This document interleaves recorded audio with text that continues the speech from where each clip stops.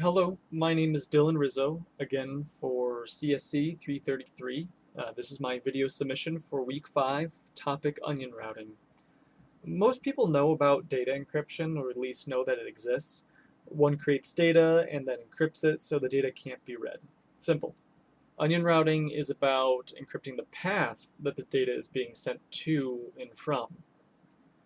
However, before I get too far on this topic, I do want to make it clear onion routing does not guarantee 100% anonymity. I'll talk about that a little bit later on, but for now, just understand one's anonymity can be lost if one uses their own credit card, for example. Just want to make that clear. The network is as anonymous as the data being sent in it, for the most part. I mean, again, we'll talk about that later on. So let's get started. Onion routing was developed back in the 1990s by the U.S. Naval Research Division. The general concept of it is that it'll bounce around a connection between routers before arriving at the final destination, which, as you can imagine, makes it very hard to track or even trace. To make this example easier to understand, I'm actually going to base it off of a piece of onion routing software called Tor. I can assure you that Tor is used for many other things besides internet browsing, but that's the attribute I'm going to talk about today and use in this example. But using Tor or not, this example will give a general layout of onion routing and its concepts. So I have a computer, which I would like to talk to this server over here. Many times people don't want to have others see what they're sending, so they encrypt the data itself. In this scenario, I don't want people to know that I'm trying to send a message at all, specifically to the Club Penguin server. Without onion routing, any listener can clearly see that I'm going to the site. But with it, my request is sent to a node, and that node to another node, and another node to a completely different node, and finally to the server. And once at the server, the nodes in between will just relay the message back to my computer. So far, I'm just making it a little bit annoying for an eavesdropper to at the moment. They can most definitely sniff out the source as well as my destination. However, layers of encryption are used with Tor. Tor actually uses 3 different layers, 3 layers of encryption, hence the 3 intermediate nodes. From there, none of the nodes in the system have any clue of what's going on. All they receive is information on from where the message came from and where to send the message. I, the sender, have 3 keys of encryption, key A, B, and C. Node 1 contains key A, node 2 contains key B, and node 3 has key C. Those nodes use their respective keys to decrypt the information, but only by 1 layer. When my message is sent from my computer encrypts the entire message to node 1 using all 3 keys. Node 1 will then decrypt 1 of the layers with its key, but it can clearly see that it's still decrypted. Obviously, there's still 2 more layers. So it forwards it on to the next node.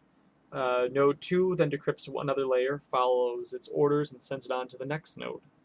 And node 3 decrypts the final layer, revealing the message that it needs to connect to the Club Penguin server. On the way back, the exact reverse process occurs. Each node adds a layer of encryption. When it finally reaches me back here, I can actually decrypt the entire message because I have every key for every layer. That's what's so wonderful about this, is that, for example, node 2 doesn't need to know anything about me.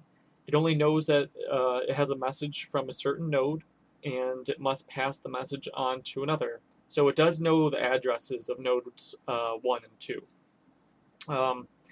If there were someone listening to the connection between node 2 and node 3, they haven't learned much besides a message has been sent between the 2.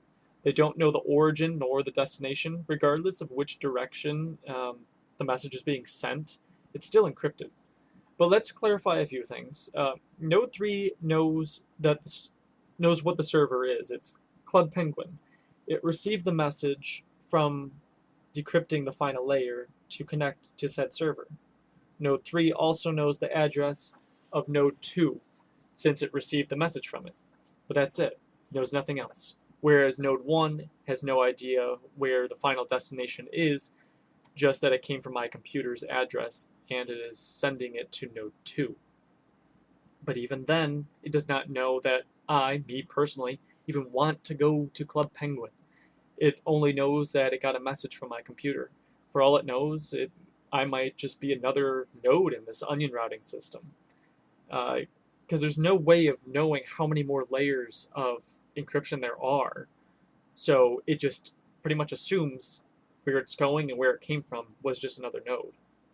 These nodes, otherwise called a circuit, are not always the same or even in the same country. It will bounce around constantly. My computer can even be used as someone else's node. Since each node within a circuit can be hosting other clients at the same time, either being guard node, exit node, middle node, or whatever, or doing other processes in general, and my message must go through, in this scenario, 3 of them, this process for searching does become a lot slower, much, much slower. But that's the trade-off for making sure no one knows what you're doing, I suppose. However, my anonymity can be ruined if I, just log in with a, proper username and password to Club Penguin, or I purchase new skins with my personal credit card.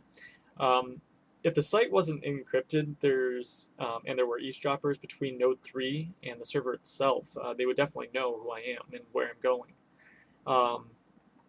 Whereas before, they would only know that someone is going to Club Penguin's site, and just so happens that my computer is a node. That's it. To fix a lot of these issues, using HTTPS connections in a server will be definitely needed. It'll fix a lot of the issues. But in general, this is the basic concept of onion routing. Instead of just using Chrome or Edge, where your machine directly talks to the server, your machine will talk to this kind of like proxy who then will talk to whatever server you want it to on your behalf. Again, there are many other implementations of this. I personally just use Tor since it is extremely well known and easier to grasp. One other thing is that if somehow someone was listening between my computer and node 1, and they were also listening between the server and node 3, they could probably match up the data, which that type of topic is called data analyst. They might be able to suspect that I was going to that site, but again, my computer is being used as a node. Other computers are nodes. There's so much traffic going through. It would be highly unlikely that they could get that information, but again, it's still a possibility. So that's mainly it. Thank you for your time, and stay safe out there.